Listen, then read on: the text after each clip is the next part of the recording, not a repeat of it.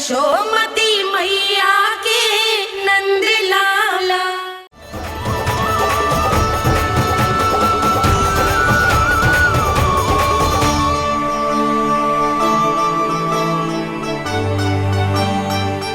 अद्भुत प्रभु, अब तो आपकी धुन पर पहाड़ियां भी पिघलने लगी।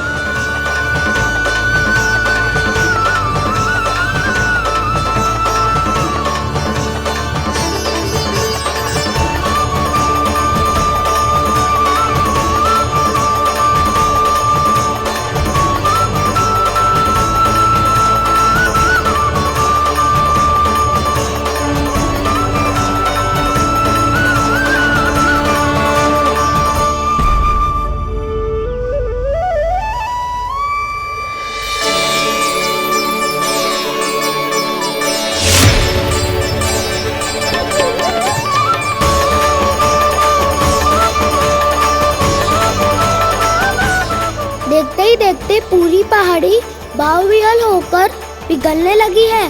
प्रभु मुरली बजाने में खो गए हैं और उनके साथ ही खो गए हैं सभी सुनने मनुष्यों, पशु पक्षियों और देवताओं के ही नहीं, जड़ चेतन किसी के लिए को रोक पाना संभव नहीं होगा। कहीं प्रभु की इस मनमोहक मुरली की धुन पर सारा ब्रह्मांड ही ना पिघल जाए। गाना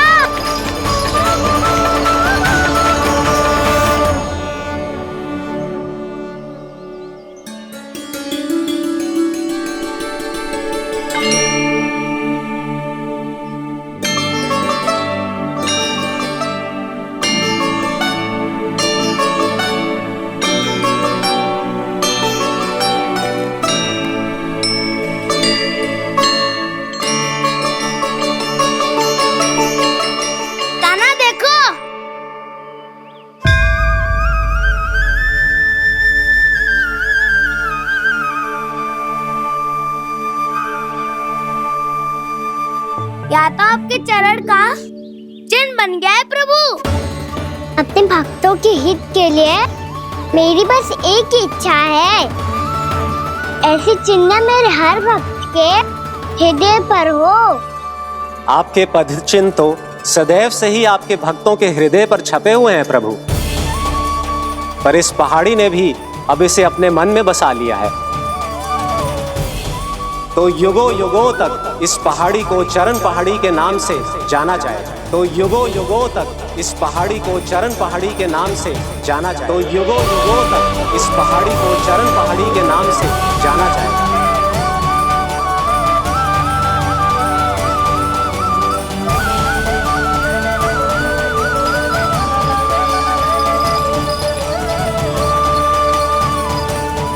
कान्हा, तो हमारे पास से वहाँ कैसे चले गए हो? हमें तो पता भी ना चलो।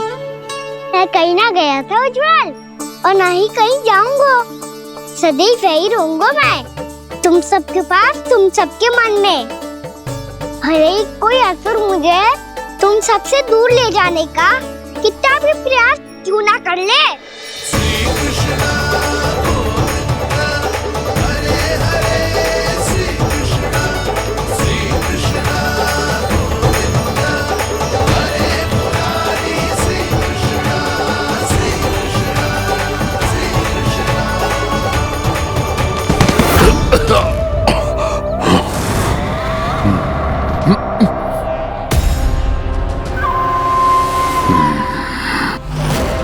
भले ही कितनी भी लीला क्यों न रच ले वो, आज उस छलिया कहलाने वाले विष्णु का सामना सच्चे छलिया से होगा।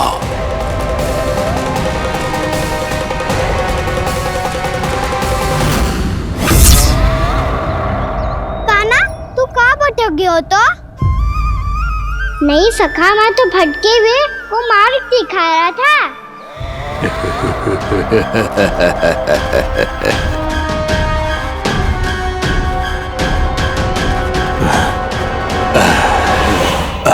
फिर से कहीं मत चले जाइयो, बहुत कठिनाई से फिर से तेरा साथ मिलो है हमें। कान्हा, तो इतने दिन बाद आए हो हैं, आज हम केवल गैया ना चराएंगे, कछु आनंद भी लेंगे आज। कैसो आनंद? मैंने मारा और गैया सरा के घर धुलने से पहले ही सीधे सीधे सब घर चलो। वैसे भी वन में बहुत भय लगता है मुझे, क्योंकि किस बात का भय? इतनी शीघ्र बोल गए। अभी कुछ दिन पहले ही तो उस ससुर और देवता में कितने भीषण युद्ध हुआ था।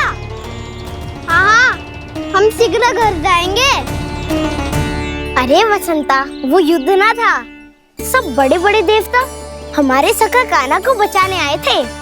तू ही सोच, जिसकी रक्षा सारे भगवान मिलके एक साथ करते हैं, वो कान्हा हमारे साथ है तो फिर हमें कैसा भय? वो कान्हा हमारे साथ है तो फिर हमें कैसा भय? तुम सब भी कौन सी बात लेकर बैठ गए हो? ये बताओ कि आज हम क्या खेलेंगे?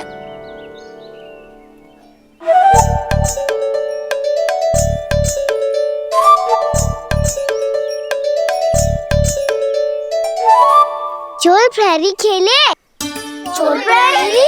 हाँ, इस पे एक जन प्रहरी बनते हैं और शेष बनते हैं सब चोर। और चोर का कार्य होगा भागना और छुपना, और प्रहरी का कार्य होगा चोर को पकड़ लेना। अरे वाह कान्हा, क्या खेल बताए है। इसमें तो बहुत आनंद आएगा। ये खेल भले ही तुम सब खेलोगे बालकों, पर आनंद तो मैं ही लूंगा।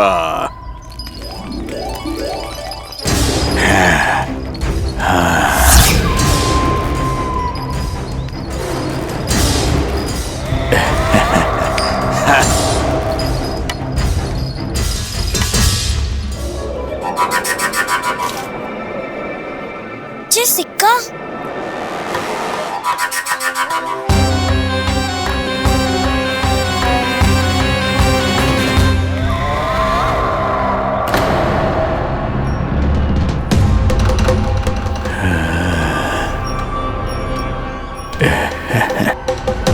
कौन हो तुम? छलिया, मायावी छलिया।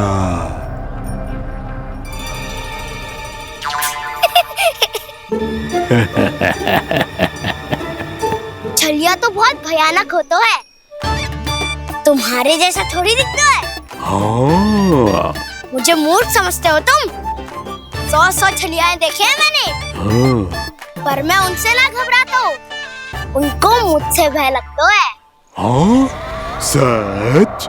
और नहीं तो क्या, मैं हूँ इतना अनोखा, इतना वीर। तुम्हें विश्वास ना हो रहा है तो चलो मेरे सखाओं से पूछ लो।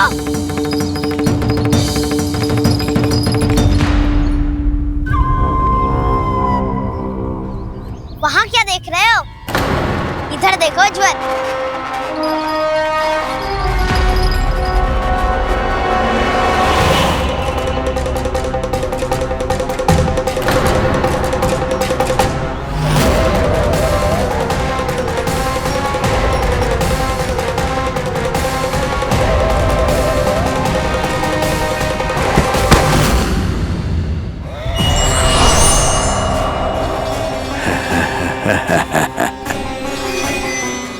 सौ छलिए देखे हैं इसने।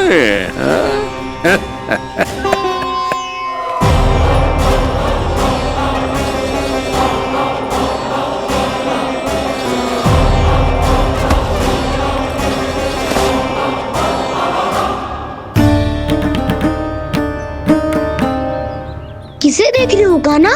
उज्जवल को। कहाँ चले गया वो?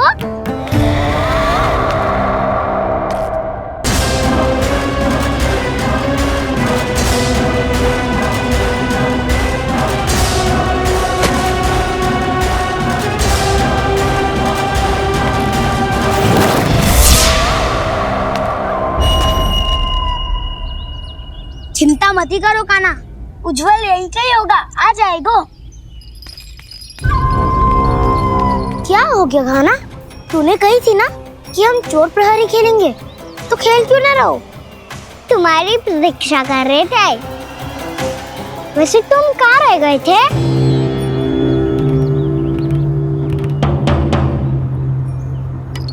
वो ये देखो ना, मुझे क्या मिला, सिक्का।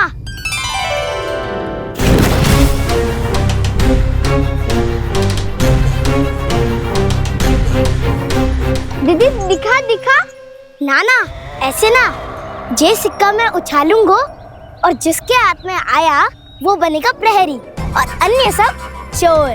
स्वीकार है। यदि मैं प्रहरी बन गया तो बहुत सरलता से इस कृष्ण को पकड़कर गुफा में ले जाऊंगा और वहीं इसकी हत्या कर दूंगा। इसे इसके ही यंत्र में फंसाना होगा मुझे।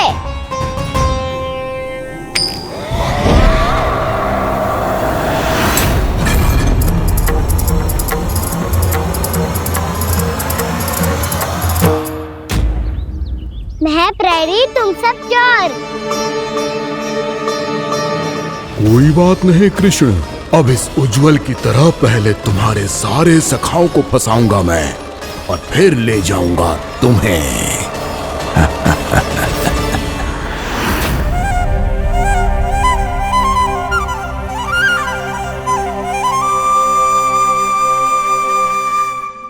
चलो खेल आरंभ करें। काना, तो हमें पकड़ना। आंखें बंद कर काना।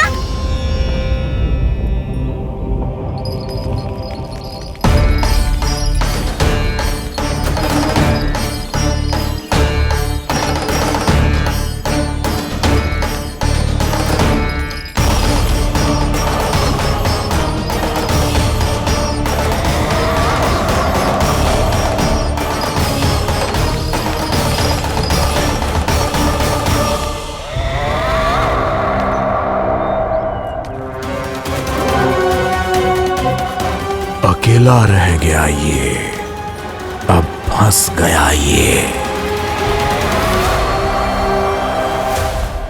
सुबल।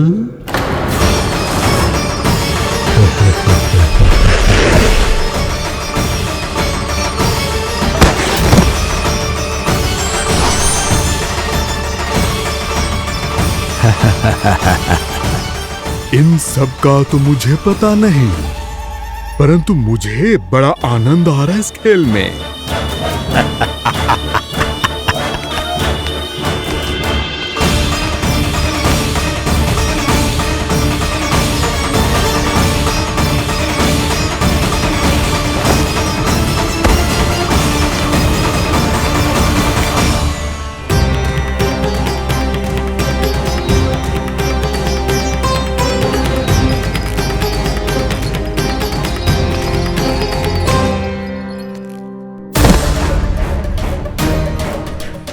बसंता,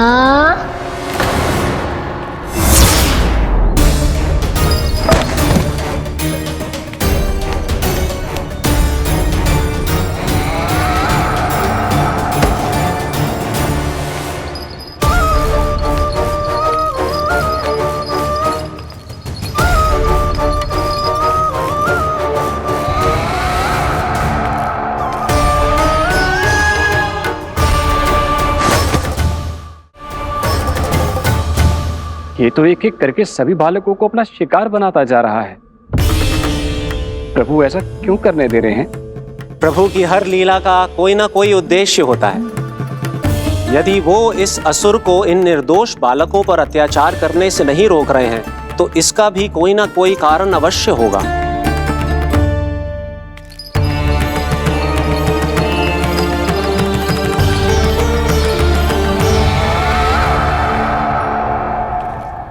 श्रीदामा,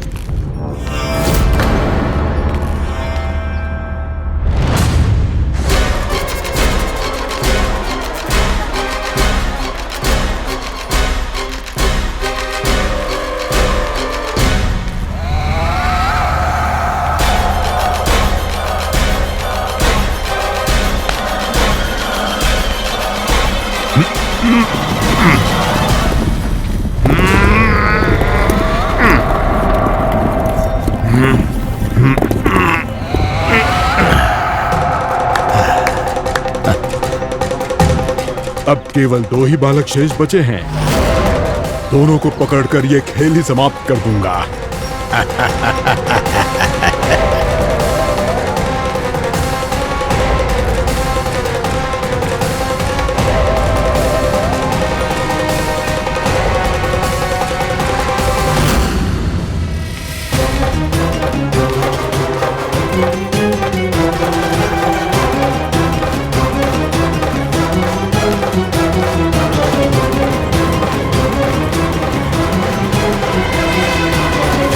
ये तो छलिया है, मायावी छलिया। मेरे सभी सखाओं को शिकार बना लिया इसने। मैं इसे नहीं छोड़ूंगा। कान्हा,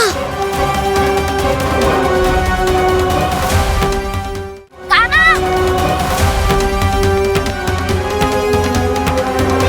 कान्हा,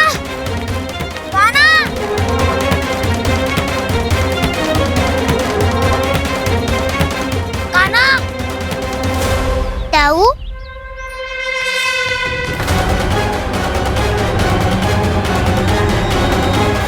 छलिया हो तुम। तुमने मेरे सखाओं का अपहरण किया है। मैं छलिया ना हूँ ताऊ। मैं तो आपका छोटा भाई हूँ, आपका कान्हा। मैंने सब कुछ अपनी आंखों से देखा है दोष। तुम छलिया ही हो। रूप बदल बदल कर मेरे सखाओं का अपहरण कर रहे हो। ये क्या कह रहे हो ताऊ? आप ही मुझे नहीं पहचानोगे तो कौन पहचानेगा? कान्हा, ये नहीं, मैं हूँ वास्तविक बलराम, तुम्हारा ताऊ।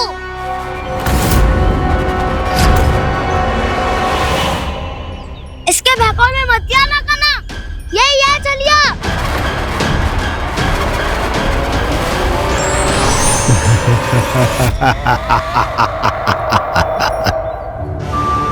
बुद्धिमान बालक, केवल तुमने ही पहली बार में माना है कि मैं ही वास्तविक छलिया हूँ। पर हम तुमसे भयभीत नहीं है दोस्त। इसी क्षण हमारे सखाओं को मुक्त कर दो। अच्छा, यदि इतना ही क्रोध आ रहा है तो जाओ, छुड़ा लो अपने सखाओं को।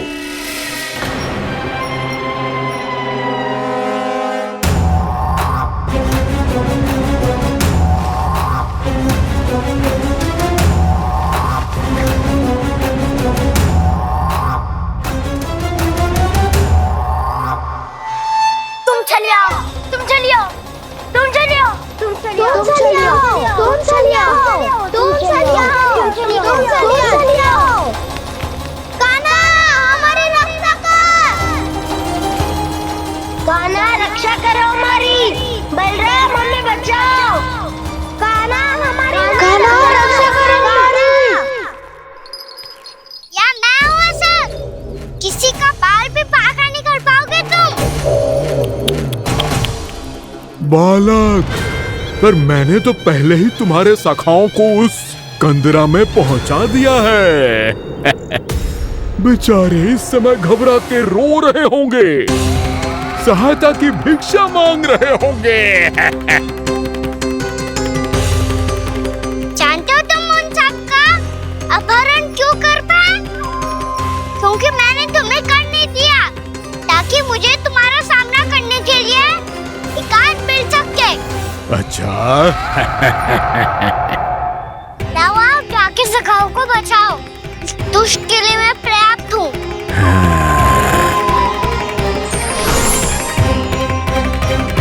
कान्हा, पीछे मुड़ के मत देखना कान्हा।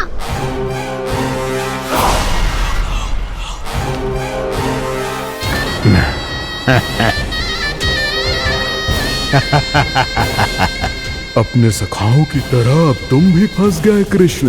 अच्छी कलाकारी कर लेते हो सर। किससे सिखाया ऐसा स्वांग करना? स्वांग नहीं, माया है ये विद्या मैंने अपने पिताश्री से सीखी है।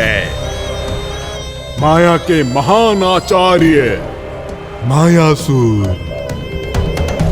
तो तुम मायासुर के पुत्र हो, पर जिसके सामने मैं माया जाल बुनने का प्रयास कर रहे हो, ये माया के स्वामी है।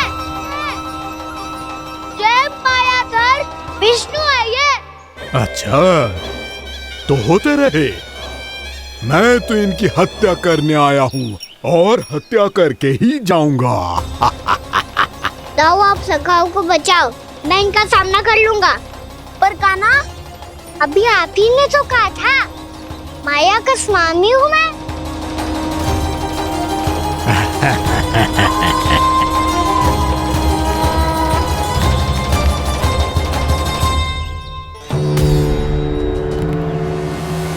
ये तो मथुरा का व्यापारी है।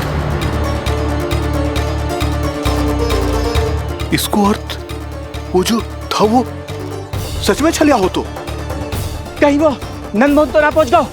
हमें शीघ्र ही गांव जाना पड़ेगा और सबको सावधान करना पड़ेगा। चल।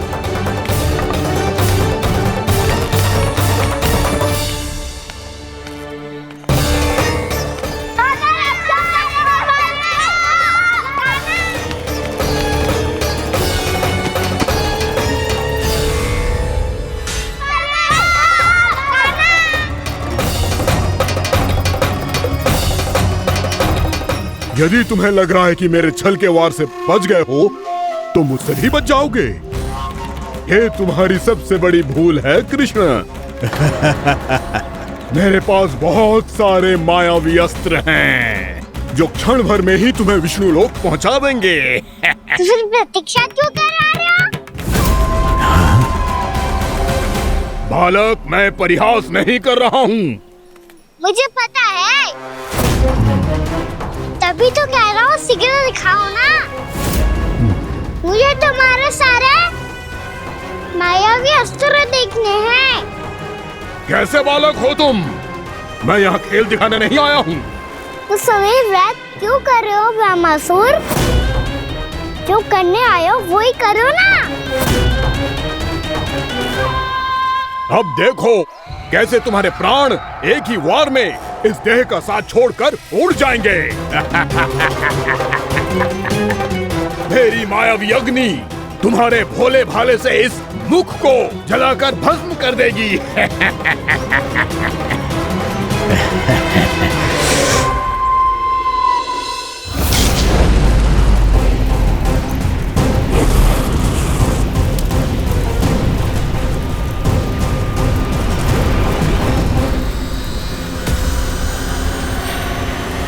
सही कह रही हो ब्रह्मासुर। भोला भाला तो दिखता हूँ मैं, मैया भी यही कहती है।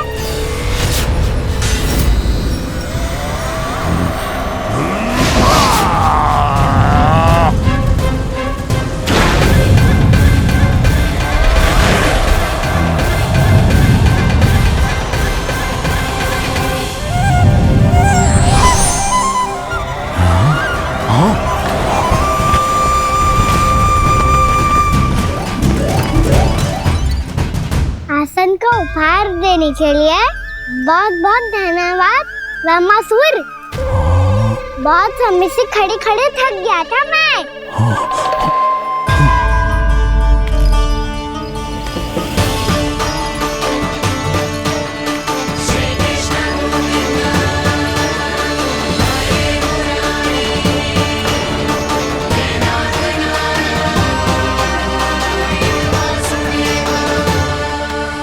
अगला अस्त्र दिखाओ ना। तुम्हारी यही जिज्ञासा आज तुम्हारा अंत करने में सहायक बनेगी मूर्ख बालक।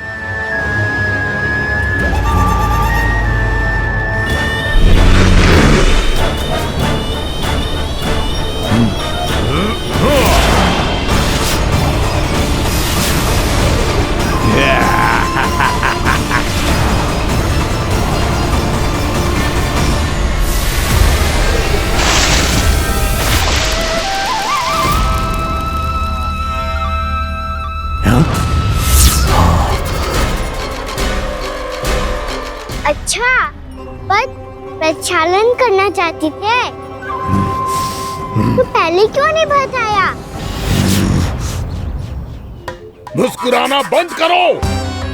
तुम्हारी ये हंसी मुझे कांटों की तरह चुभ रही है।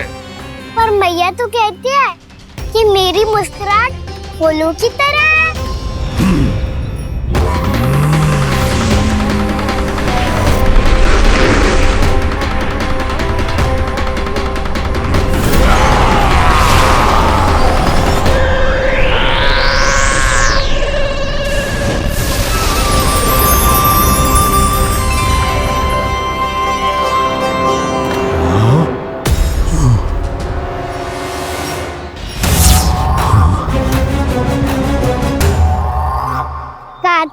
तेरी मुस्कुराहट बिल्कुल इन्हीं फूलों की तरह है। और तुम कर क्या रहे हो मामा सर? कभी आसन दे रहे हो, कभी पद प्रक्षालन कर रहे हो, और अब फूल भी चढ़ा दिया है। तुम मुझ पे वार करने आए हो कि पूजा करने? तुम्हारी पूजा तो मैं अब ऐसी करूंगा कि तुम मृत्यु के बाद भी मुझे भूल नहीं पाओगे बालक।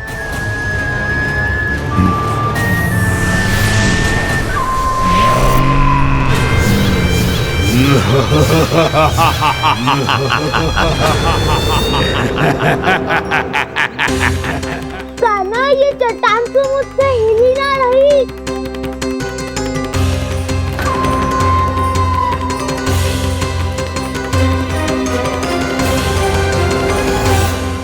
अभी कंदरा के अंदर कुछ क्षणों में ही प्राण वायु समाप्त हो जाएंगे। तुम्हारे सारे सखा एक एक कर अपने प्राण त्याग देंगे और तुम्हारा वध करूंगा मैं।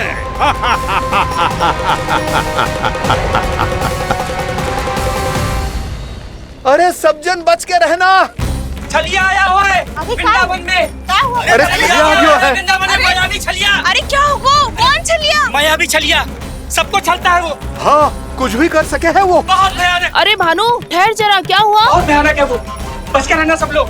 अरे भेष बदल ले तो है वो। हाँ। क्या हुआ? छलिया है वो। अरे मेरी बात तो बताओ। रानी भाभी, रानी भाभी, कान्हा घर पर ही है ना? ऐसे भड़बड़ा क्यों रहे हो? कोई भूत देख लियो है क्या? भूत ना भाभी, छलिया से भेंट हो गई। सच्ची का मायावी छलिया है भाभी। क्या उल्टा सीधा बोले जा रहे हो? ठीक से बताओ।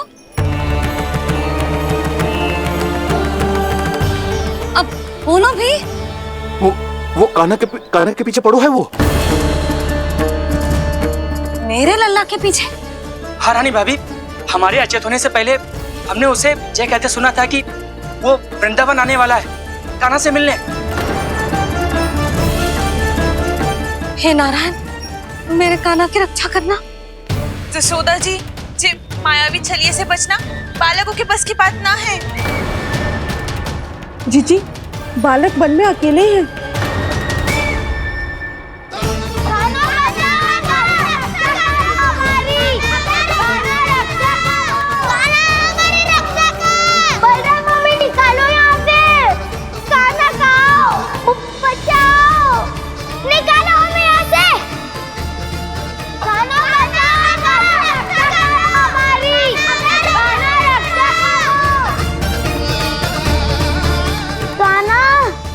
चट्टान तो मुझसे हिल ही ना रही। यदि मैं माया का स्वामी हूँ तो आप भी बल के स्वामी हो। ताऊ, अपनी क्षमता, अपना सामर्थ्य स्मरण करो।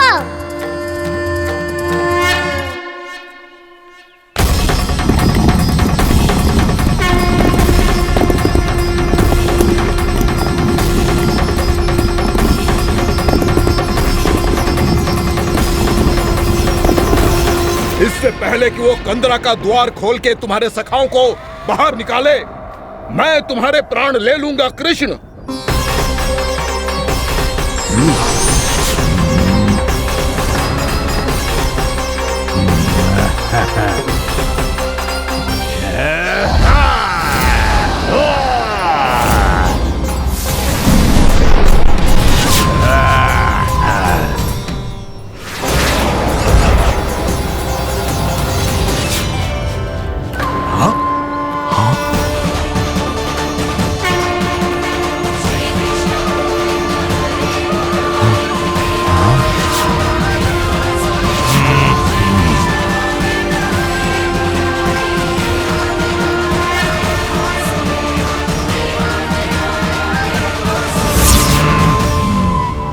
कितनी पूजा करोगे ब्रह्मासुर?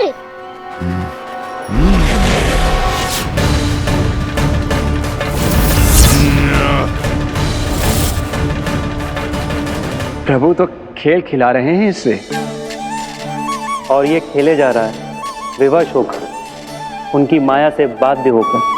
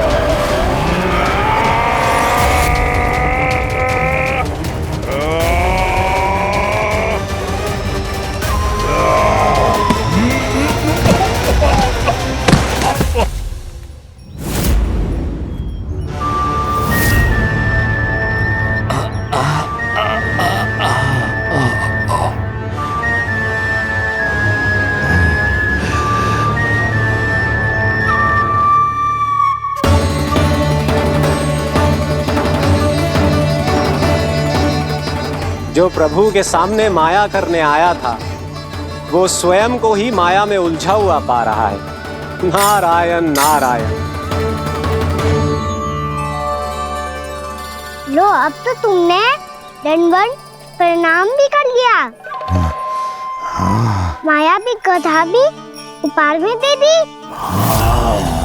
तुम चाहते क्या हो वामासुर? मेरी शरण में आना है क्या?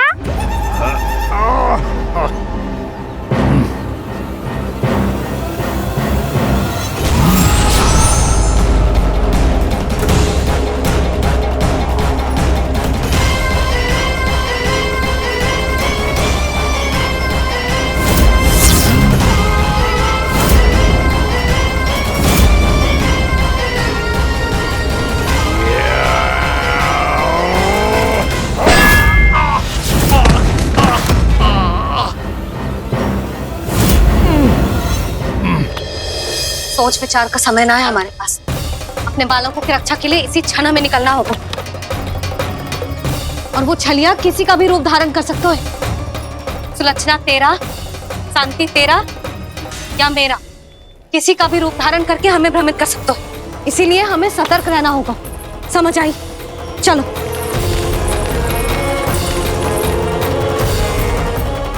अभी भी समय है वामासुर, समझ जाओ। यदि मैया आ गई तो बात गड़बड़ हो जाएगी।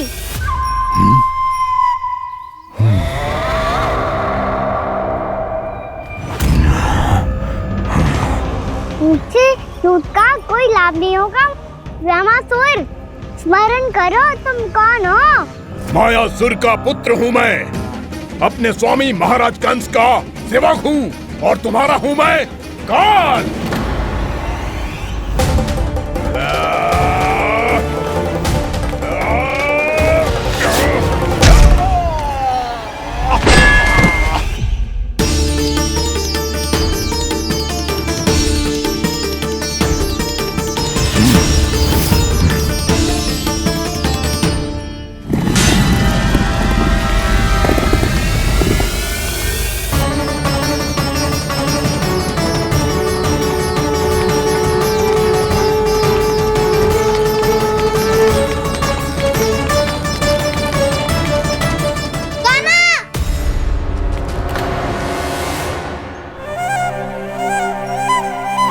बाबा कहते हैं दुष्टों को पहले बातों से समझाना चाहिए, फिर भी ना माने तो अस्त्र ना उठाना दृढ़ता होती है।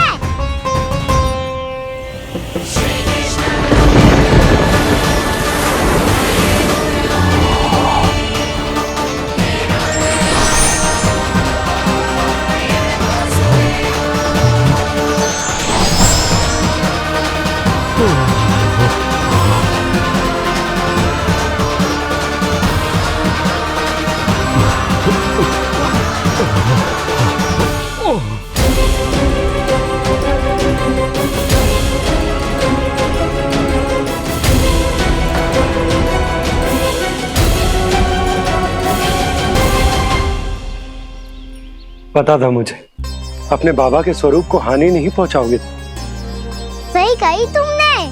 पिता की छवि ही पिता के समान भी आनंदीय होती है। वामासुर, वामासुर।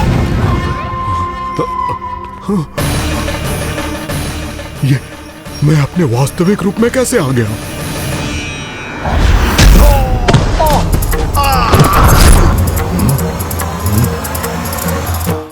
मेरे बाबा का स्वरूप नहीं लेना चाहिए था तुम्हें। मैया ने सिखाया है भूल को क्षमा किया जा सकता है, पर जानबूझ के किए गए अपराध के लिए दंड ही एकमात्र निकाल होता है। ये बार बार अपनी मैया का नाम ले रहा है। यदि मैं वो स्वरूप लूं तो अपनी मैया पर वार नहीं कर पाएगा ये।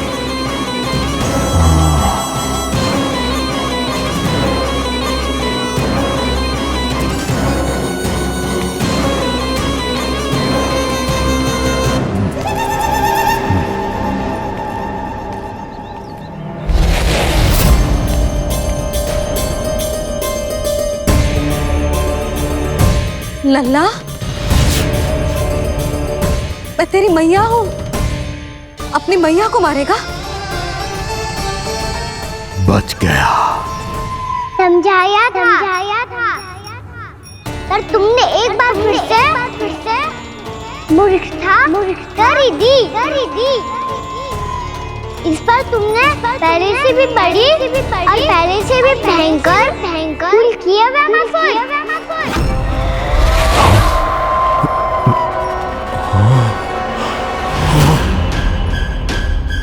ये क्या हो रहा है मुझे? बार बार मेरा रूप क्यों बदल रहा है? ममता को समझे बिना अधिक समय तक मैया का स्वरूप हरण करके नहीं रख पाओगे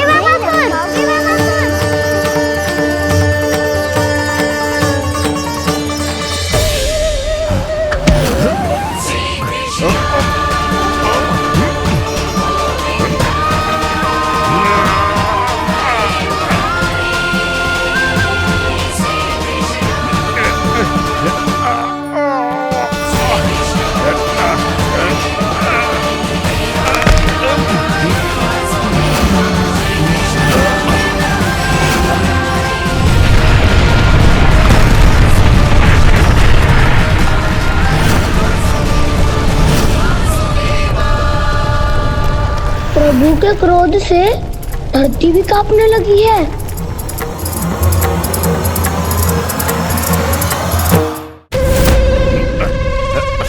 पुत्र को मारने के उद्देश्य से एक माँ का रूप लिया तुमने। ये ममता का और मेरी मैया का घोर अपमान है रामासुर।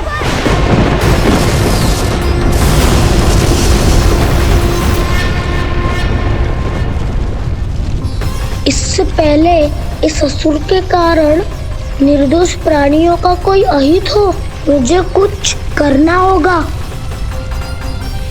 यदि मैं माया का स्वामी हूँ तो आप भी बल के स्वामी हो। दाऊ, अपनी क्षमता अपना सामर्थ्य स्मरण करो।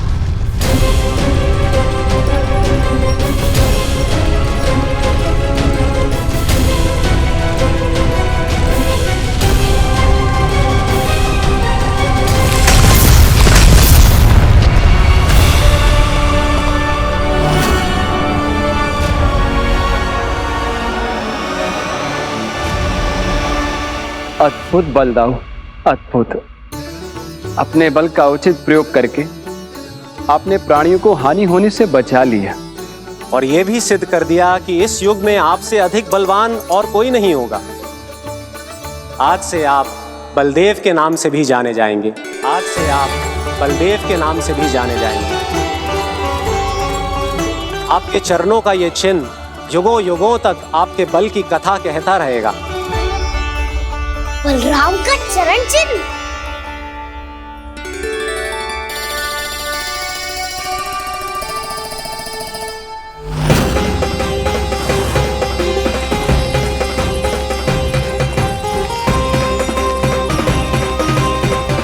मेरी माया से आज तक कोई नहीं बच पाया है।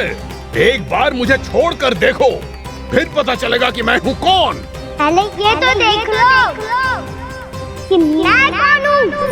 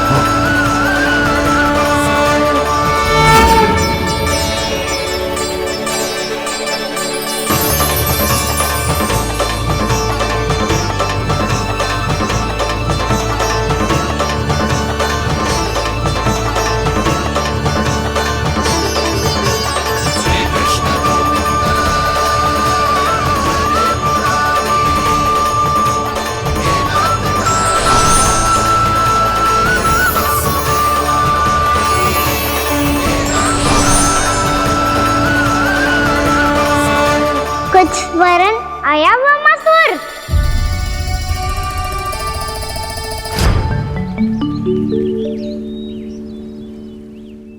बहुत समय पहले की बात है। बहुत बड़े भूमाकर राज करते थे तुम। तुम्हें महान राजा भीमम के नाम से जाना जाता था। सब कुछ था तुम्हारे पास, पर शांति नहीं थी। इसीलिए शांति की खोज में अपना संपूर्ण राज अपने पुत्रों को सौंप कर मलय पर्वत की ओर चल दिए। अनेक वर्षों की तपस्या के बाद तुम्हारे तप की कीर्ति चारों ओर फैलने लगी और फिर सच्चे तपस्वी के रूप में तुम्हारी ख्याति से प्रभावित होकर महर्षि उलट तुमसे भेंट करने आए। राजा भीमरथ, आपने ईश्वर की प्राप्ति के लिए सब कुछ छोड़ दिया, पर अपना अभिमान नहीं छोड़ पाए। इसीलिए मेरे आगमन पर सम्मान के साथ खड़ा होना तो दूर, मेरा अभिवादन भी नहीं किया। अभिमान तपस्वी का गुण नहीं होता है राजन, अभिमान राक्षसी गुण है।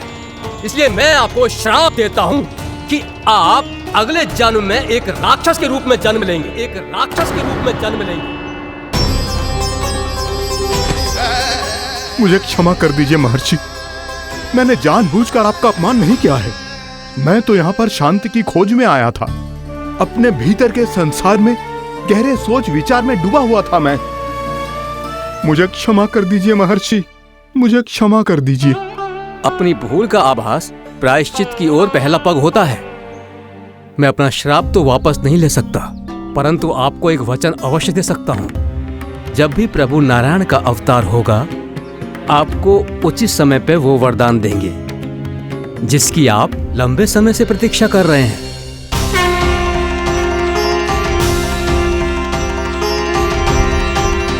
प्रभु, आपने मेरी आंखें खोल दी। अब मुझे पता चल गया है कि आप कौन हैं और मैं कौन हूँ। इसलिए आप मुझ पर कृपा करके अपने चरणों में स्थान दे दीजिए। मुझे वो शांति प्रदान कीजिए जिसकी खोज में मैं वर्षों से भटक रहा हूँ। शांति तो मोक्ष में ही है, इसीलिए मैं तुम्हें मोक्ष का वरदान देता हूँ।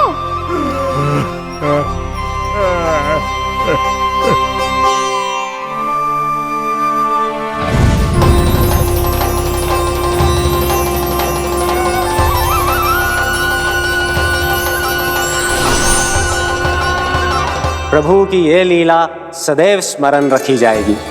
इस स्थान को इनका आशीर्वाद मिलेगा और इस कंदरा को व्योमासुर की कंदरा के रूप में पहचाना जाएगा। भविष्य में अनेक ऋषि मुनियों की शरण स्थली बनेगी ये कंदरा।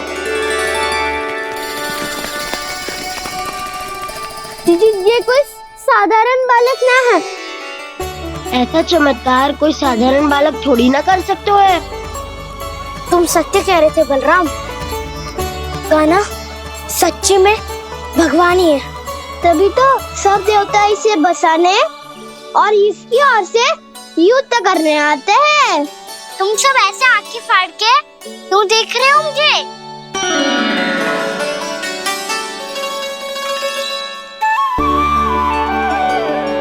बलराम, तुम बलवान हो और कान्हा भगवान है। दूर दूर तक कोई दिखाई ना दे रहा है। ना जाने किस हाल में होंगे बालक। कहीं हम ही तो मार्ग ना भटक गए शीघ्रता के चक्कर में। अब तो एक पग भी ना चलो जा रहे हो। जल, किसी के पास जल है क्या? कंठ तो मेरा भी सूख रहा है मौसी। भाभी, निकट ही जमुना जी है, कहूँ तो वहाँ से जल ले आओ। मैं भी जा रही हूँ भाभी, एक से भले दो। हाँ चल, शीघ्रता से आओ। हाँ।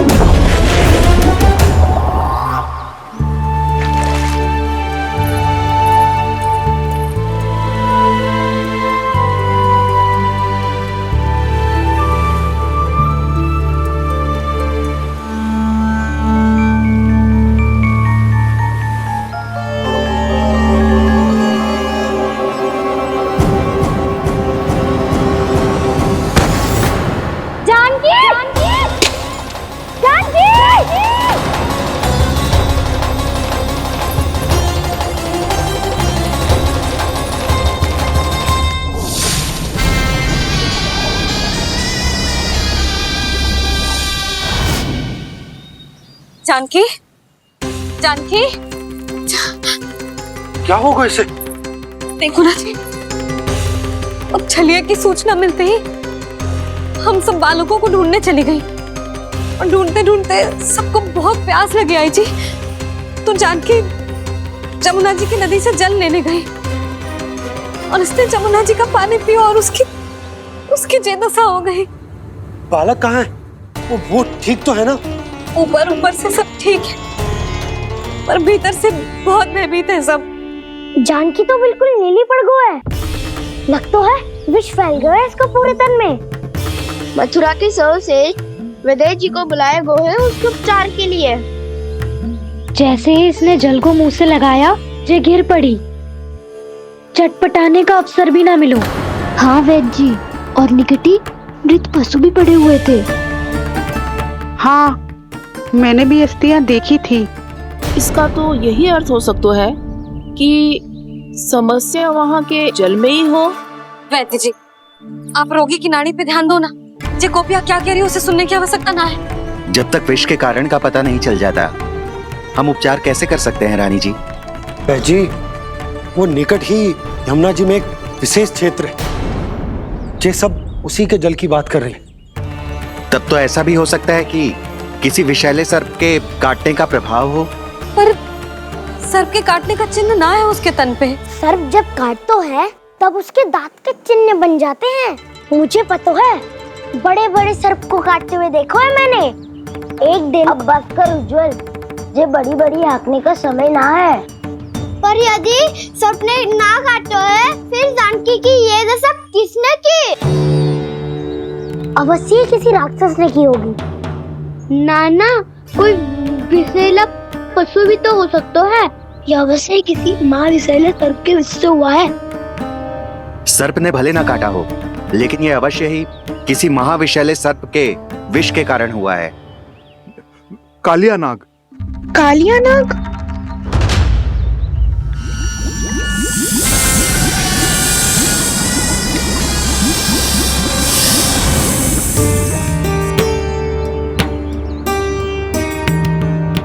संकेतों से तो ऐसा लगता है कि जानकी ने कालिया नाग के क्षेत्र के विशाल जल पी लियो है। कालिया नाग एक लोक श्रुति है, कल्पना में गढ़ी हुई एक कथा, और कछु ना है। हमें जाके पता लगाना पड़ेगा। पर हमें वहां जाने से मना किया है ना बड़ों ने। उज्जवल सही कह रहे हो है। इस समय जानकी के स्वार्थ से अधिक महत्वपूर्ण और कछु ना है। जानकी हमारे लिए ही जलाने गई थी जी। ना मैं उसे जाने देती ना जैसा वो तो। वैद्य जी, आप शीघ्र कछु करो, कैसे भी कछु भी करो, पर इसके प्राण बचा लो।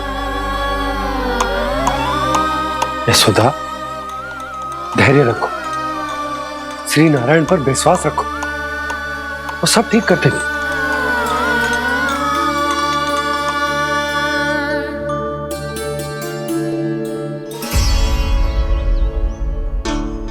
विष की काट की मेरे पास जितनी जड़ी बूटी थी, मैंने सब अर्क बना के पिला दी, पर इसकी दशा में अभी तक कोई सुधार नहीं दिख रहा है। यह अंतिम जड़ी बूटी है। अगर इससे भी चमत्कार नहीं हुआ, तो फिर जो नारायण की इच्छा।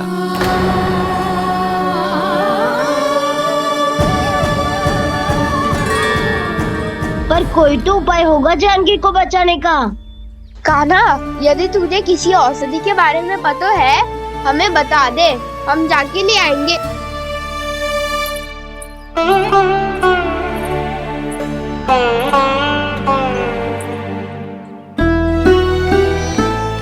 हे नारायण, हे प्रभु, मेरी जानकी के प्राण बचा ले प्रभु। या तो मैं अपने आप को कभी क्षमा न कर पाऊंगी। ये सारी मेरे ही कारण बनाई थी। उसकी रक्षा करो प्रभु, मेरी पुकार सुनो। कान्हा, तूने हमें वत्सासुर से बचाया था ना? और बकासुर से भी तो। और छलिया से भी तो तूने ही बचाया था ना हमें। क्या ऐसा कोई उपाय ना है जानकी को बचाने का? धनवंतरी,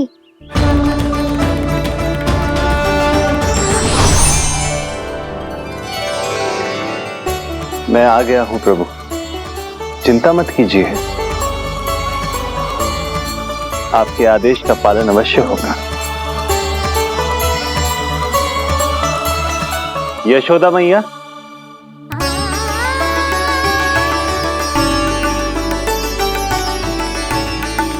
मैया आपको कोई पुकार रहा है।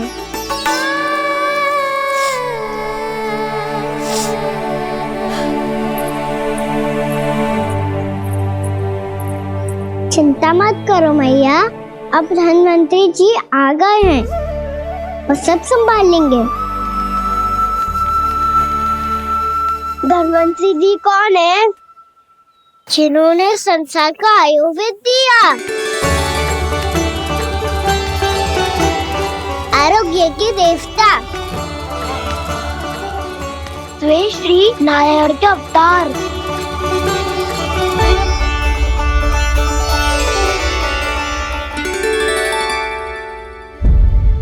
मुझे पता चला है कि आपको वेद की आवश्यकता है। हाँ हाँ, भीतर आइए। आइए आइए बैठे जी। जी रहे। मथुरा का सर्वश्रेष्ठ वैद्य अर्थात मैं यहाँ आ चुका हूँ और रोगी को जितनी औषधि की आवश्यकता थी सब दे चुका हूँ। निश्चित रूप से आपने विष की काट के लिए बहुत ही उत्तम अर्क तैयार किया है, इसीलिए किसी और वैद्य की आवश्यकता नहीं है। किंतु आप अकेले कितना कुछ करेंगे वैद्यराज, मुझे अपना सहायक ही बना लीजिए। पर जो करना था मैं पहले ही कर चुका हूं। हाँ, वो तो आप कर चुके हैं, बस रोगी के तन से विष निकालना शेष है ना वैद्यराज? हाँ हाँ, बस वही शेष है।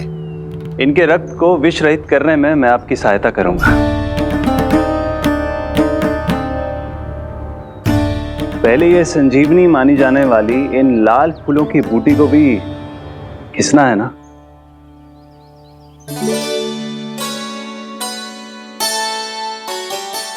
हाँ हाँ, तुम सही कह रहे हो, इसे अच्छे से घिसो।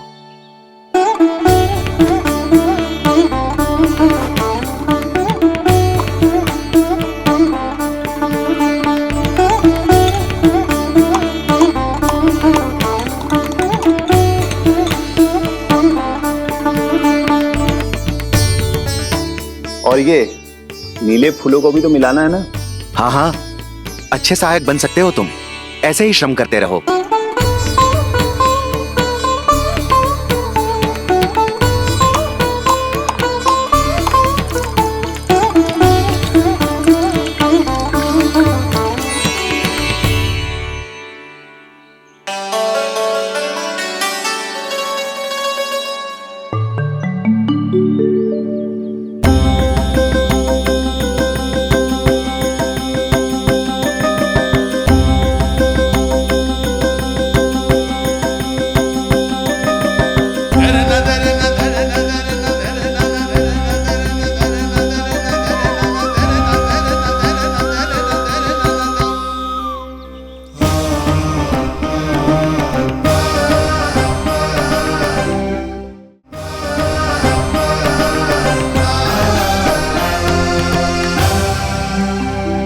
जानकी स्वस्थ हो जाएगी ना धनवंतरी जी?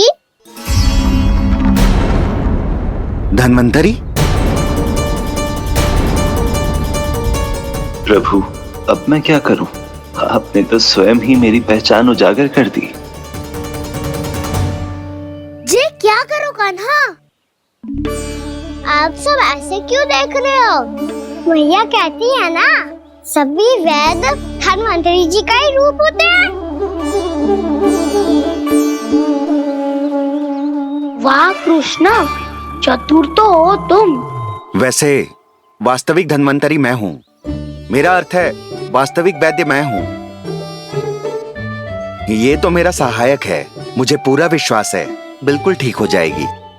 वैसे ही थोड़े ना मुझे मथुरा का सर्वश्रेष्ठ वैद्य कहते हैं लोग।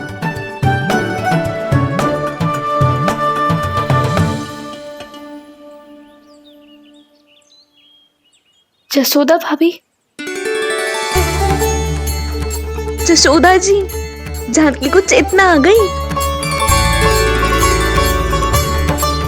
जानकी, जानकी, जानकी, तू ठीक है ना? क्षमा करना भाभी, मैं आपके लिए जल ना ला पाई। बस बहुत भूख लगी है।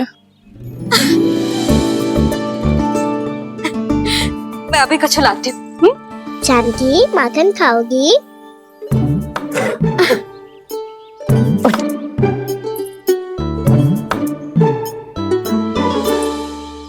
आजा, तू ही खिला दे लल्ला।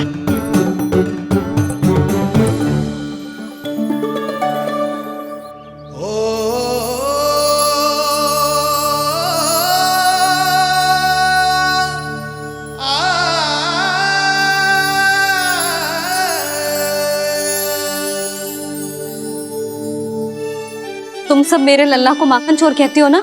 आज देखो, अपना ही माखन जानकी को खिला रहे है।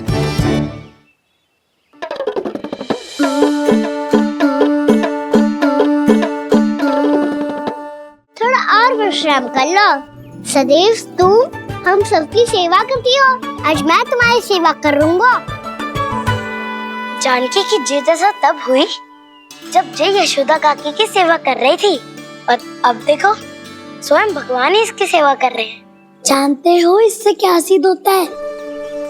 जो भी यशोदा मैया की पूजा करेगा, अर्थात अपने माता पिता की सेवा करेगा, उनके साथ सम्मान से व्यवहार करेगा, ईश्वर स्वयं उसका ध्यान रखेंगे। कभी धन्वंतरी के रूप में तो कभी स्वयं कान्हा के रूप में। भक्त और भगवान का देखो कैसा ये अनुराग, स्वयं करे सेवा प्रभु, अद्भुत गोपी का भाग्य। प्रभु इन सब पृथ्वीवासियों से कितना घुल मिल गए हैं। ना तो ये प्रभु को भगवान मानते हैं और ना ही प्रभु अपने आप को इनसे सर्वश्रेष्ठ समझते हैं। अपने आचरण से ये सिद्ध कर रहे हैं कि ये सभी में हैं और सभी इनका ही अंश है।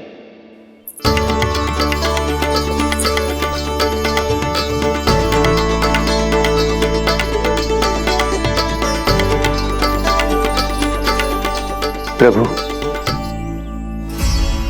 अब मुझे जाने की आज्ञा दीजिए।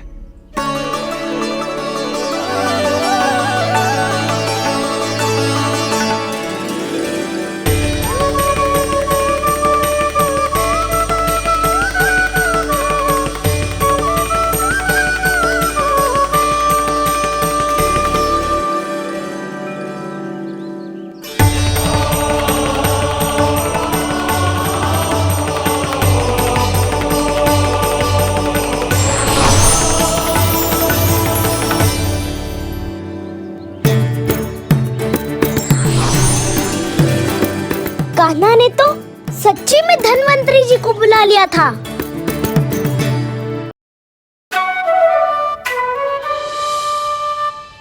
जब से कान्हा का जन्म हुआ है ना, मैं तब से देख रही हूँ, तब से हम पे कोई भी संकट आती है ना, तो अचानक से कोई अपरिचित हमारी सहायता करने आ जाते हैं, और जाते समय कान्हा की आज्ञा लेके जाते हैं, और कभी कभी तो इसे प्रभु बोल के जाते हैं।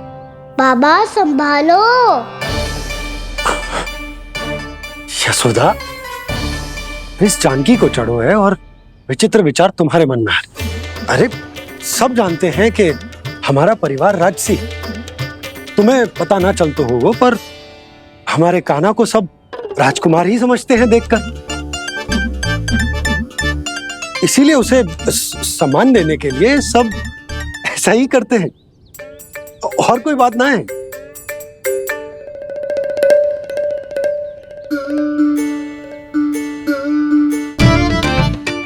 अब जे मेरे लल्ला को ऐसे क्यों घूर रहे हैं? बुरी दृष्टि लगाएंगे क्या? वैद्यराज जी, आपके सहायक तो गए, अब आप यहाँ क्यों? वो क्या है ना, मैं अपने रोगी का निरीक्षण करके पूरी तरह से संतुष्ट होकर ही जाता हूँ।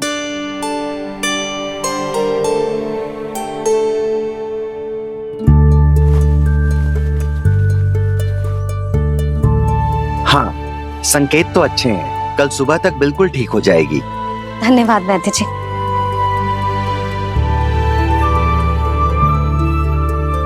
बस तो फिर हम कल पकड़न पकड़ाई खेलेंगे जानकी।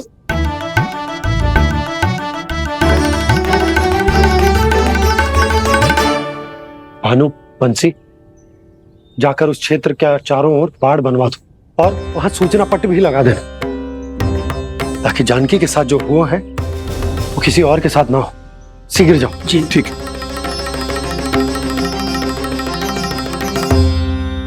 बाड़ और सूचना पट लगवाने से समस्या का समाधान नहीं होगा बाबा। निर्दोष पशु सूचना पट देखकर भी कुछ समझ नहीं पाएंगे।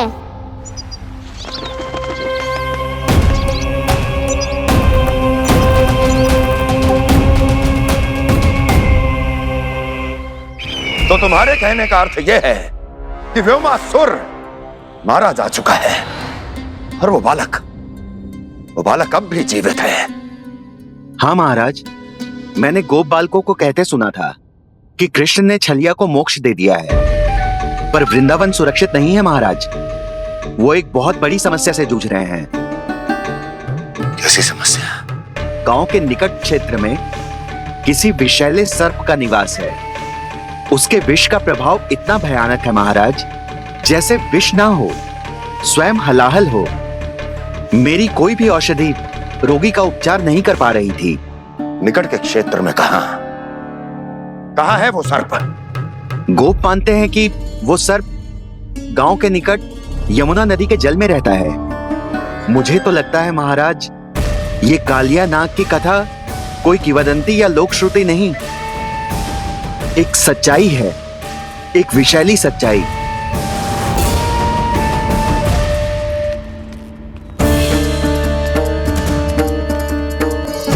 कालिया का सामना करने का समय आ गया है, पर उससे पहले मुझे बुलाना होगा उन्हें।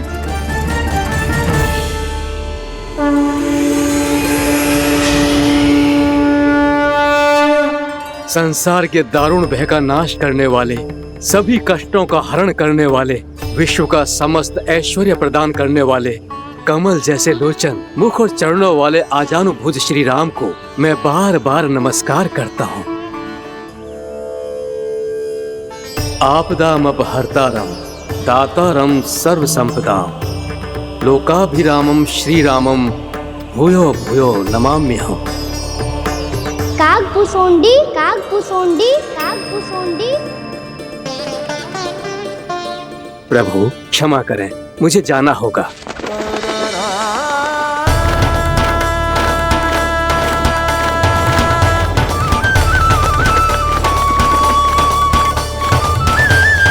प्रणाम प्रभु। अनेक बार मैं आपके दर्शनों के लिए आया प्रभु। कभी नंद भवन के झरोखों से आपके दर्शन करके चला जाता था, तो कभी दूर किसी वृक्ष की आड़ से आपको निहार लिया करता था। आज आपने स्वयं मुझे बुलाकर धन्य कर दिया प्रभु।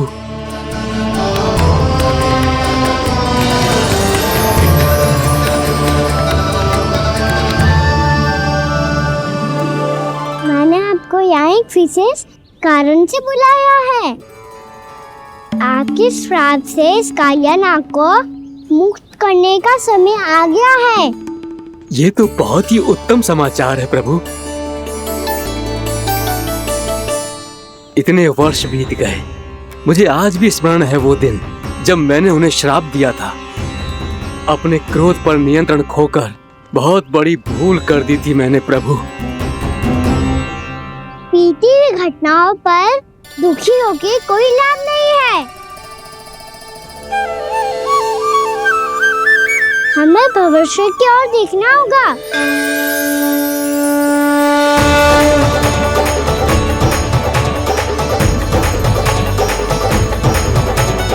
आदेश कीजिए प्रभु, क्या आज्ञा है आपकी? जब मैं कालिया नाग का सामना करने जाऊं, तो आप यहीं रहेगा। आपको अपने आप पता चल जाएगा कि कब क्या करना है। और हाँ, लौटते जाते समय नारद मुनि से कहिएगा, वो आकर मुझसे भेंट करे। अवश्य प्रभु, प्रणाम। क्या इसने सच्ची में देवर्षि नारद को बुलाया है? नारायण नारायण, आपको संदेश भेजने की आवश्यकता नहीं थी। आप स्मरण करते और मैं चला आता। तुम्हारा कल्याण हो नारद।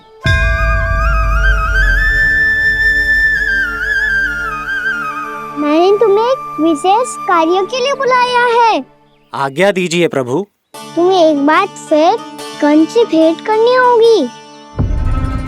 विचार कीजिए महाराज, क्या आप बिना किसी शंका के कह सकते हैं कि कौन सी पंखुड़ी पहली है और कौन सी आठवीं? उस दुष्ट से भेंट करना स्वयं कीचड़ में उतरने के समान है प्रभु। कमल पुष्प प्राप्त करना हो तो कीचड़ में उतरना पड़ता है नारद। आपका आदेश तो मैं स्वप्न में भी नहीं टाल सकता प्रभु। कंस कालिया नाग के बारे में जान गया है, पर वो उसका सामना करने का साहस नहीं कर पाएगा। मैं आतुर हूँ प्राप्ति, मूर्ख नहीं। मेरी बुद्धि फिर नहीं गई है। मैं स्वयं उस कालिया जैसे महाविषैले सर्प के सामने खड़ा हो जाऊं और अपने ही काल को आमंत्रित कर लूं। तो फिर अपने लाभ के लिए उसका प्रयोग करने का कोई और उपाय सोचिए स्वामी। कुछ ऐसा कीजिए कि यमुना नदी का पूरा जल विषैला हो जाए और वृंदावन वासी उसका उपयोग करे, और आपका काल कहलाने वाला वो बालक स्वयं काल के गाल में चला जाए। उत्तम उत्तम सुझाव है प्राप्ति। अब मुझे उस कालिया तक पहुंचने का मार्ग ढूंढना होगा। उसको विवश करने का कोई उपाय ढूंढना होगा, क्योंकि व्यक्तिगत रूप से उससे भेंट करना असंभव है। असंभव। आप सही कह रहे हैं प्रभु। कंस में उतना सामर्थ्य नहीं कि वो कालिया नाग का सामना स्वयं कर सके। वैसे तो कालिया गरुड़ देव का भी सम्मान नहीं करता, तो फिर वो कंस का सम्मान क्यों करेगा भला? नहीं करेगा, पर कंस तुम्हारा सम्मान अवश्य करेगा नारद। तुम्हारी बातें भी सुनेगा और मानेगा भी। ये मेरी योजना का बहुत ही महत्वपूर्ण भाग है। तुम कंस के पास जाओ और कहो कि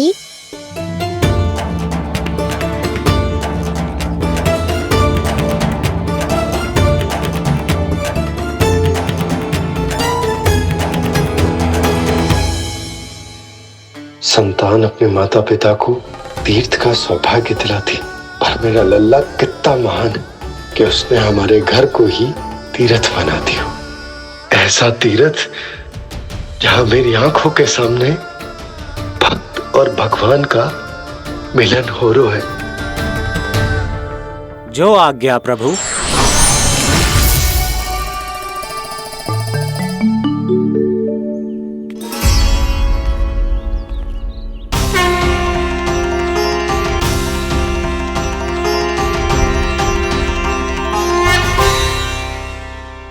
बाबा, कान्हा, ये सब क्या चल रहा है? पहले काक भुसुंडी जी और फिर जी नारद जी। क्या योजना बना रहे हो तुम? कान्हा, बताना लल्ला, क्या सोच रहे तू? कान्हा देख, अगर तुझे अपने बाबा को ना बताना हो ना, अपने भक्त को बता दे। क्या सोच रहे हो लल्ला? क्या करने वाले हो आप?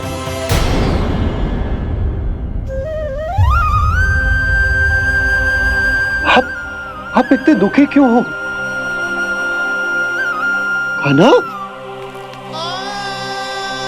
खाना क्या होगा? क्योंकि मुझे आभास हो गया है बाबा, समय आने वाला है। कौन सा समय आने वाला है लल्ला? शीघ्र ही सब कुछ बदलने वाला है।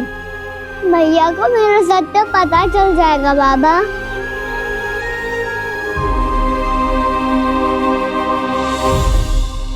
पर लल्ला, इसका काक भुसुंडी और कालिया नाग से क्या संबंध है? ऐसा क्या हुआ था और क्या होने वाला है?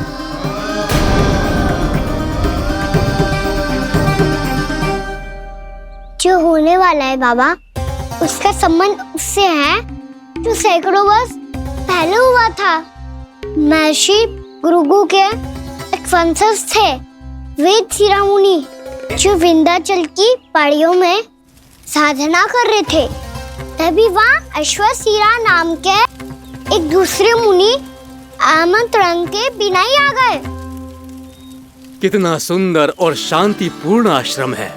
यहाँ प्रभु की साधना करने में बहुत आनंद आएगा।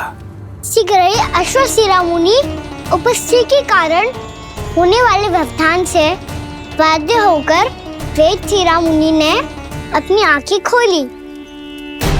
कौन हो तुम और यहाँ क्या कर रहे हो? आपके आश्रम में बहुत शांति है मुनिवर। साधना करने के लिए बहुत ही उत्तम स्थान है ये। मैं चाहता हूँ कि मैं भी यहाँ। आप यहाँ साधना करना चाहते हैं, लेकिन इतना भी नहीं जानते कि किसी के आश्रम में प्रवेश करने से पहले उसकी आज्ञा लेनी चाहिए। आप ये भी नहीं जानते कि यदि कोई यज्ञ कर रहा हो तो बिना अनुमति के वहाँ प्रवेश करने से उसकी यज्ञ साधना भंग हो सकती है। आप क्या साधना करेंगे मुनि? आप तो साधना के योग्य ही नहीं हैं। इतना अपमान! एक मुनि के मुख से इतने कड़वे शब्द शोभा नहीं देते। मैं तुम्हें श्राप देता हूँ, जितनी विषैली तुम्हारी जिह्वा है उतने ही विषैले सर्प बन जाओ तुम। और ऐसा सर्प जो सांस भी ले तो निकट का वातावरण दूषित हो जाए। तुम्हारे इस दुस्साहस के लिए मैं तुम्हें श्राप देता हूँ कि तुम अभी इसी क्षण कौवा बन जाओ, और ऐसा कौवा जो कांव कांव करके अनर्गल प्रलाप करता रहे।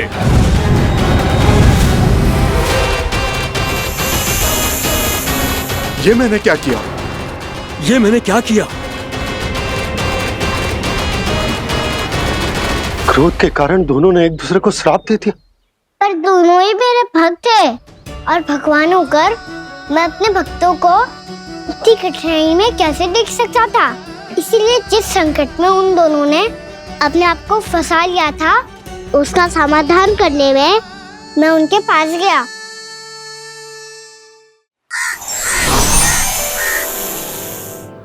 देखिए ना प्रभु, ये क्या हो गया हमसे?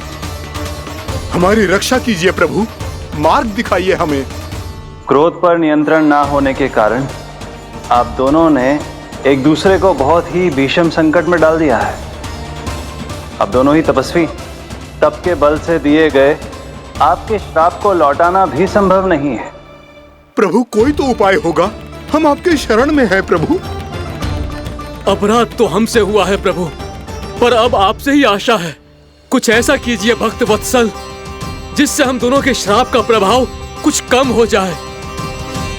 आप दोनों ही मेरे भक्त हैं, इसलिए आपकी पीड़ा का निवारण करने का एक उपाय है मेरे पास। वेद शिरोमणि, जब आप कालिया नाग बनेंगे तो आपको मेरे चरणों को अपने शीश पर धारण करने का सौभाग्य मिलेगा।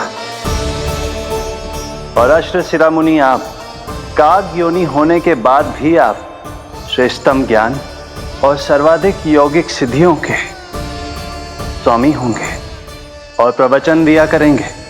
इसके बाद अश्वशिरा मुनि काक भुसुंडी बन गए, जिन्होंने आगे चलकर स्वयं गरुड़ देव को रामायण सुनाई। और मुनि वेदशिरा महर्षि कश्यप और देवी कत्रियों के पुत्र कालिया नाग बनकर जल में। और अब वही कालिया नाग जमराज में, जिनके कारण जानकी के प्राण लगभग चले ही गए थे। अब कालिया नाग को उचित स्थान पर भेजने का समय आ गया है बाबा। पर ये तो अच्छी बात है कान्हा। वेद सिरा मुनि को दिया हुआ तुम्हारा वचन भी पूरा हो जाएगा, जमुना जी की शुद्धि भी हो जाएगी। इस सब के बाद भी तुम दुखी क्यों हो? क्योंकि इसके बाद मैया के सामने मेरा रहस्य खुल जाएगा बाबा। उन्हें पता चल जाएगा कि उनका बालक कोई साधारण बालक ना है।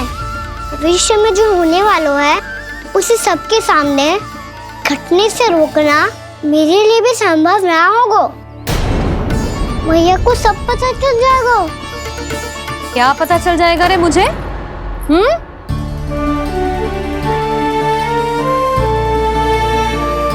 यही कि सबसे अधिक प्रेम मैं आपसे ही करता हूँ। अब बस भी कर, चलो भोजन के लिए बुलाने आई थी तुम दोनों को। भूखा थोड़े ना रहने दूंगी अपने लल्ला को। मेरा लल्ला दुर्बल हो जाएगा ना। आप खिलाओगे तो ही खाऊंगा। हाँ ठीक है, मैं ही खिलाऊंगी। अब चल, आओ जी, चल।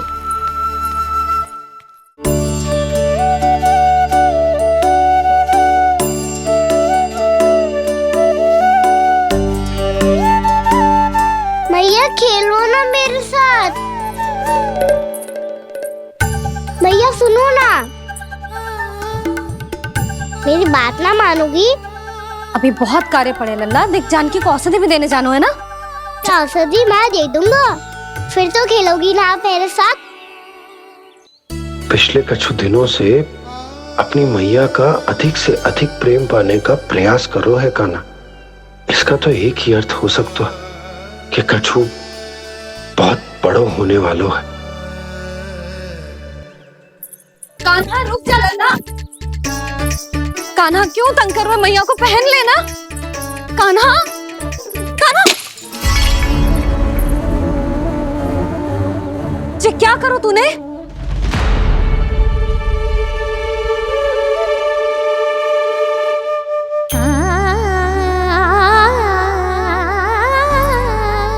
अच्छा ठीक है, अब मुंह लटकाने की आवश्यकता ना है।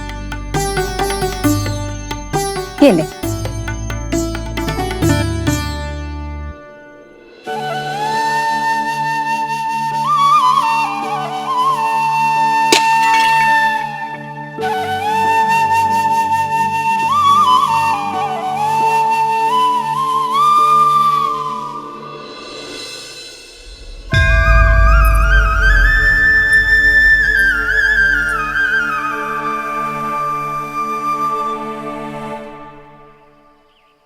तंग करे मैया को खिजाए, खेले रूठे मनाए,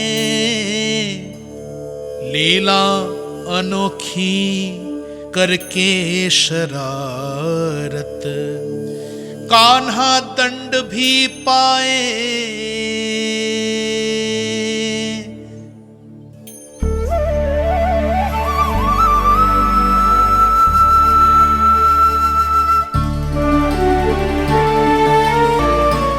रूठना मनाना, खेलना खिलाना, पहले शरारत करके क्रोध दिलाना और फिर क्षमा मांग लेना, ये सब जानबूझकर कर रहे है कान्हा। जैसे जीवन भर के लिए अपनी मैया की ममता को अपने हृदय में समेट कर रखना चाहते हो।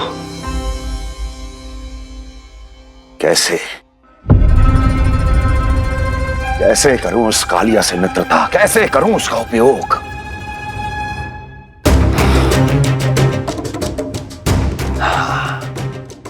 उस पर आक्रमण कर देता हूं और उसे किसी ना किसी तरह से यह विश्वास दिला देता हूं कि यह आक्रमण उस विष्णु अवतार ने किया है। फिर वो क्रोध में आकर सारे वृंदावन वासियों को अपने विष से समाप्त कर देगा। उचित है, ये उचित है। नारायण हरि, नारायण हरि। कान्हा के नटखट लीला और मजेदार कारनामे देखने के लिए चैनल को सब्सक्राइब करें और बेल आइकॉन दबाना ना भूलें।